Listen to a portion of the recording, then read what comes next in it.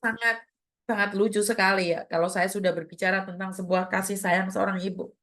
Karena saya merasa bahwa saya itu masih belum bisa menyayangi anak-anak saya seperti ibu saya menyayangi saya. Saya masih belum bisa tulus kepada anak-anak saya dibandingkan ibu saya tulus pada anak-anaknya. Halo?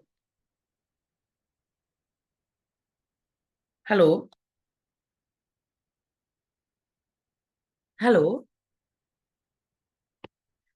Jadi karena itu buat teman-teman yang saat ini lost contact sama keluarganya, yang saat ini hilang kabar dengan keluarganya, hubungilah ibumu.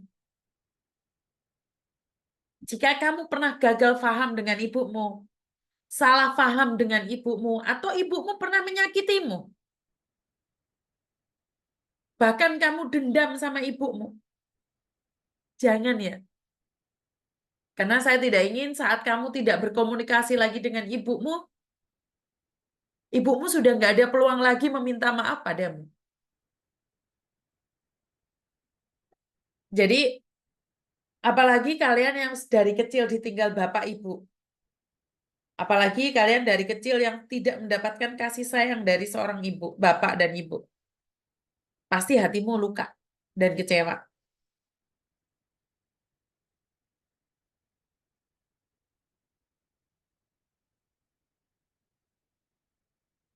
Jadi buat teman-teman, cintai ibumu selagi masih ada waktu, sayangi ibumu selagi masih ada waktu, yakin dan percaya bahwa nggak ada orang yang bisa menggantikan posisi ibumu. Tutorial ikhlas. Ikhlas sangat mudah untuk dikatakan, tapi tidak untuk dijalani. Kata-kata ikhlas, eh, bagi orang yang belum pernah merasakan, ya udahlah ikhlaskan aja, nggak apa-apa, nggak apa-apa. Mudah. Tapi untuk menjalani satu kata ikhlas itu sangat berat sekali ya. Tapi apa yang bisa kita lakukan selain ikhlas? Dalam hal apapun. Dalam hal apapun. Saat kita dicaci maki orang, dihina orang, disakiti orang, tetangga bilang ikhlas aja deh. Biarin aja anjing menggonggong kafilah berlalu. Enak banget didengarnya. Tapi susah untuk dijalaninya. Tapi apa yang bisa saya lakukan selain kata ikhlas? Apakah saya akan membalasnya dengan cacian, makian, hinaan? Enggak juga. Karena apa bedanya dia dengan kamu jika kamu sama-sama mencacinya? Apa bedanya? Selalu mencari kelemahan orang lain untuk menunjukkan kreasi sendiri. Naik lebih tinggi tapi dengan cara menginjak kepala orang lain. Ikhlas? Ya harus ikhlas. Apakah kalau kamu nggak ikhlas, kamu akan bertarung dengan dia, akhirnya per kepala kamu injak-injak? Enggak juga. Iya, sabar. Itu hanya kata-kata yang dikatakan oleh orang yang tidak pernah terjadi pada dirinya. Kenapa saya ngomong kayak gitu? Saat sesuatu itu melukai hatimu, kata-kata sabar itu kayaknya palsu banget gitu. Tapi apa yang bisa kamu lakukan selain bersabar? Marah, unjuk rasa. Akhirnya kamu kepancing, akhirnya kamu ikut marah juga. Terus apa bedanya kamu dengan dia? Dalam dunia ini nggak ada orang yang pingin disakiti, nggak ada orang yang pingin dinasehati, nggak ada orang yang pingin dimarahi, nggak ada orang yang pingin dihina. Jadi saya cuma bilang, dulu saya selalu bisa bicara tentang sebuah keikhlasan, tentang sebuah kesabaran. Tapi saat saya ada di posisi itu, saya ngomong sama diri sendiri, Yun, sabar Yun, ikhlas Yun, sabar Yun, ikhlas. Iya, ngomong enak. Tapi mepet tembok, diam sendiri, meluk bantal. Kenapa saya memilih pulang Indonesia? Karena saya kalau di Hong Kong tidur sendiri. Saya selalu ingat suami saya. Kalau saat saya sedih, saya terluka, suami saya selalu memberikan dukungan. Karena itu saya nggak bisa tidur saat saya sedih, saat saya terluka.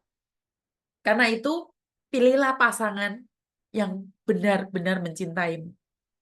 Jangan sampai engkau salah memilih pasanganmu. Karena ibaratnya sepatu.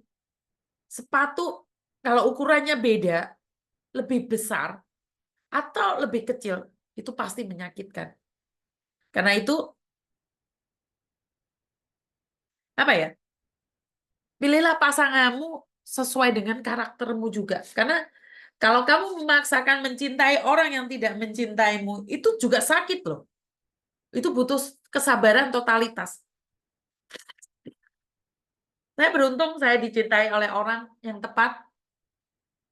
Setiap kali saya ada masalah, saya bisa keluarkan unek-unek saya. Kelihatannya saya bertengkar dengan suami saya. Tapi itu gaya dan logat bahasa kami. Jadi buat teman-teman, saya selalu berdoa buat kalian semua. Kata-kata ikhlas, sabar itu sangat mudah. Tapi sulit untuk menjalaninya. Tapi mau tidak mau, suka tidak suka. Ikhlas harus, wajib.